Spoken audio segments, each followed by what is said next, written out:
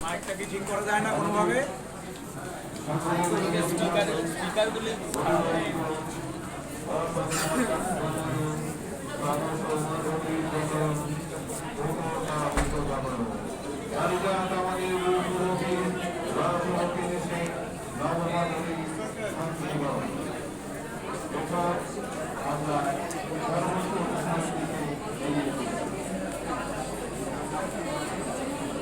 এক্ষুনি পারিজাত পত্রিকার উদ্বোধন হলো। কত লোক, কত মানুষ এসছেন।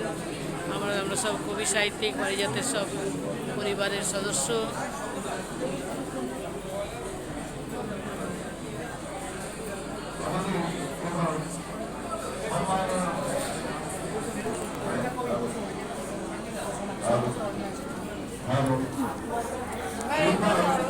আমরা বিশেষ সম্মাননা প্রদান এই অনুষ্ঠানে যাব।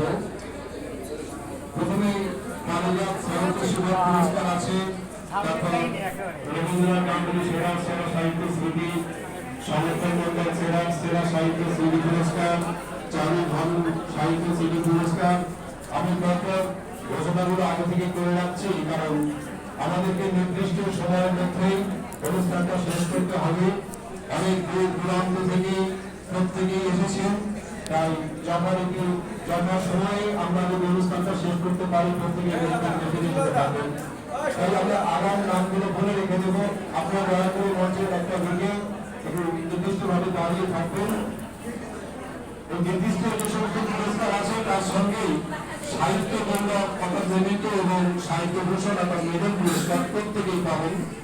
এগুলো পারিজাত সাহিত্য পত্রিকার নিজস্ব পুরস্কার।